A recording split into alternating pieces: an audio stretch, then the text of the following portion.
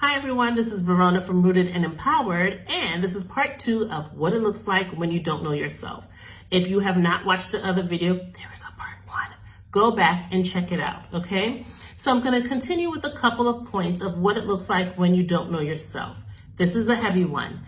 If you don't know yourself, there's often a constant disregard or undermining of your thoughts and feelings. I'm going to say it again. Constant disregard or undermining of your thoughts and feelings. And it looks like this. In your personal life, you know that person is probably not treating you right, probably really not the one for you, and you're like, something's off. But you disregard your feeling and thought on it. You go, I don't want to be too picky, or maybe I'm being judgmental.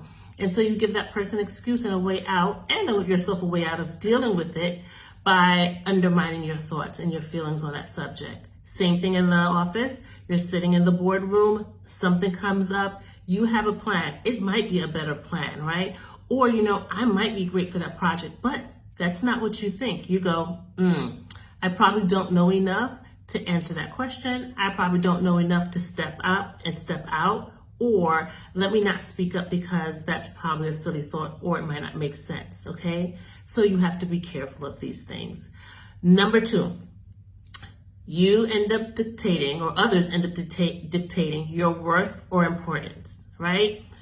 When you find yourself undermining or undervaluing yourself, that is exactly the same way and with the same lack of regard that other people are going to treat you. That was probably a little twisted, but here's what I'm trying to say.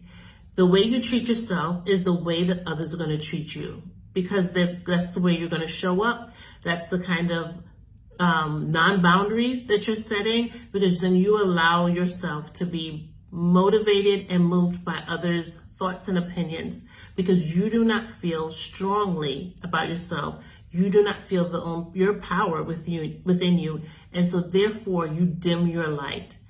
And once you dim your light, that allows others to go, yeah, that's a nobody, or don't listen to what she or he says, okay? So when you don't know who you are, when you don't know your own power, when you don't know your own worth, then you allow other people to dictate your worth or importance.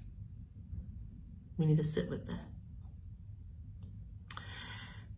Last point, you start becoming their expectations. Goes right along with what I was saying before. And now you show up as that person who does not know a lot, or is unreliable, or is unmentionable. And when I say unmentionable, like, you don't count, you don't matter, because now you have dimmed your light, and now you're quiet, now you're fading in the distance, because you have allowed someone to dictate who you are and what you're worth and your importance. You have given someone else that power. For an example, I was in a relationship, and I was probably overworked, overwhelmed, doing all the things, right? Because sometimes as women, we take on all the things, and we're mother, daughter, sister, aunt, cousin, friend, wife, blah, blah, blah, girlfriend, whatever. And I was doing all the things, and I had a habit of losing my keys, or things in general, like just putting it down and like losing it. And the constant joke was like, oh, Verona's forgetful. Oh, Verona's forgetful. Verona's forgetful. Ha ha ha. She can't remember where she puts things down. Instead of looking at it as I was probably doing too much, and I was trying to pour from an empty bucket, that looked like me putting something down, rushing around like a mad, crazy lady, and then forgetting where I put that thing, right? And now I'm in a rush, I'm in a panic, I'm trying to get out the house, I'm trying to go to work, I'm trying to drop kids off, I'm trying to do all the things, instead of taking a step back and going, oh, this is probably too much. I need to regroup and I need to focus on myself. I started going, I'm forgetful. And so what did I show up as? Forgetful, right? Because I put that out there, continuing the refrain of someone else, And therefore, it became, I'm forgetful.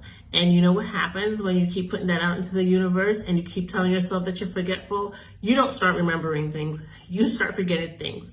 And so that looks like, oh, wait, the keys are in the fridge. Oh, it's in a drawer that I never put it in before. Oh, it's here, it's there. And so it took a while before I had to take a step back and go, I'm doing too much right now. I'm trying to juggle all the balls in the air, and there is going to be a ball that's going to be dropped. And what it ended up being, the keys, right? Or a purse or whatever it is. And so now I started showing up as their expectations because they called me that. I called myself that. And now that is how I showed up. And now the rhetoric is Verona is forgetful. So really be careful about how you present yourself and realize that sometimes you need to take a step back and know yourself. Know how much that you can take on, know your worth, and know your importance. And that is really important, especially when you start intermingling with other people, right? Whether it's relationship-wise, personal relationship, or it's business relationships. So think about it. Watch this video again if you need to, but have a great day. Bye.